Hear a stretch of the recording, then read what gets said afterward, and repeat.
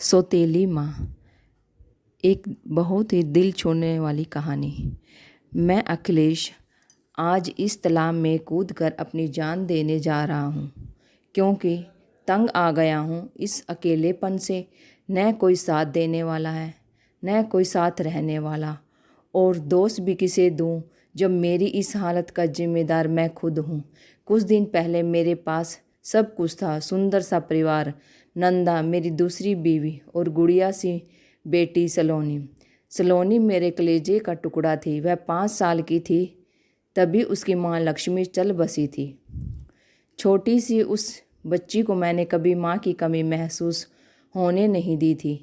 मैं अपनी बेटी की परवरिश अच्छे से कर रहा था, लेकिन मेरे रिश्तेदारों का कहना था कि माँ आखिर माँ होती है, सलोनी का माँ के बिना मन नहीं लगेगा और इसलिए मुझे दूसरी शादी कर लेनी चाहिए।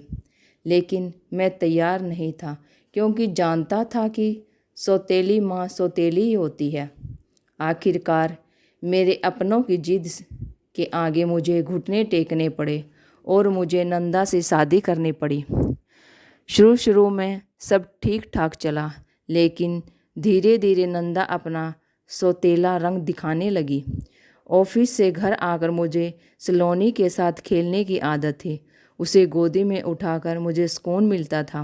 वह अकल्पनीय था। तकरीबन 8 महीने पहले की बात है।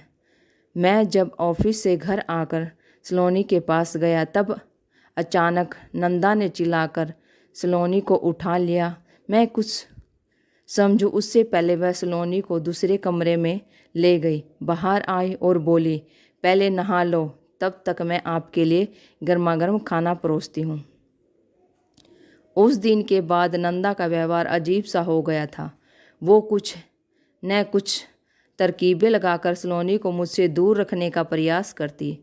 कुछ कहने जाओ तो वर्तमान परिस्थितियाँ को लेकर मेरे सामने सलाहों का पिटारा खोल देती। फिजूल की बकवास, मेरे गले वह बातें नहीं उतरती थी, क्योंकि मैं जान गया था कि नंदा मुझसे मेरी बेटी को दूर करना चाहती है। मैंने भी नंदा की कारस्तानियों का मुँह तोड़ जवाब देने की ठान ली। अब मैं उसकी एक बात नहीं मानता। सलोनी के साथ खूब खेलता। मैं अपनी बेटी को दुनिया भर की खुशियाँ देना चाहता था। वह भी बहुत खुश थी, लेकिन अचानक हमारी खुशियों को मानो किसी की नज़र लग गई। एक दिन सलोनी की तबीयत बिगड़ गई। मेरी सांसों में बसी सलोनी को सांस लेने में तकलीफ़ होने लगी। मैं डर गया, मेरा दिमाग सुन्न हो गया। मैं फ़ौरन सलोनी को हॉस्पिटल ले गया, लेकिन यह क्या, उस दिन मेरी बेटी जो हॉस्पिटल में गई वह गई। डॉक्टर ने मुझे उससे मिलने देते थे, न उससे बात करने देते थे। मानो सबका व्यवहार नंदा सा सौतेला हो गया था।